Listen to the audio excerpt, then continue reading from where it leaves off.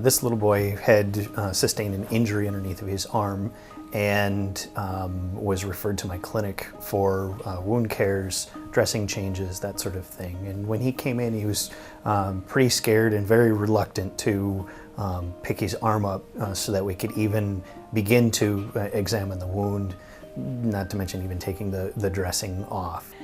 Very apprehensive, as a young child would be. You know, just don't touch my owie and guarding it and kind of, you know, not knowing what's going on. And sad, there were tears. Typically I try to talk them through, coach through, and work really closely with my clinic nursing staff, who is the masters at distracting kids. And unfortunately just wasn't completely successful with our usual techniques.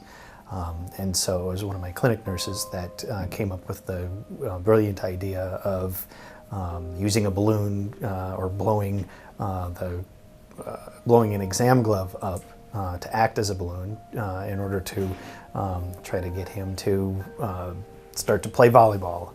And lo and behold, it worked amazingly well. And we were able to take the dressing off. I was able to examine the wound strategically, of course, in between hits of the glove in the air, but overall we were still able to take care of his wound and take care of the dressing as well. He was happy and smiling, and Mom was happy and smiling, so it just turned out to be, you know, a situation that was kind of scary for this little person into something that wasn't as scary anymore and actually a little fun. Subsequent visits, actually he was much more calm.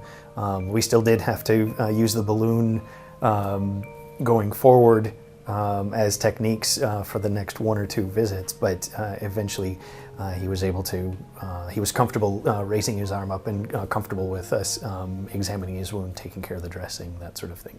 I think as healthcare workers, we encounter challenging situations all the time, and there's always a solution to the problem, and it's just a matter of trying to get creative to come up with an alternative means of taking care of your patients, so that again ultimately the best care can be delivered to the patient so that they can heal and recover as quickly as possible with the least amount of distress to them as well. I think that it's just kind of hardwired into us. I mean, I think we all we love what we do, and without thinking about it, I think we're not looking for gratification or gratitude, or we're not doing it to be noticed. It just comes natural because that's kind of how we would feel in that situation, or what we would maybe like to see happen. And it just, without thinking about, oh, how can I make this patient's experience better, it just happens.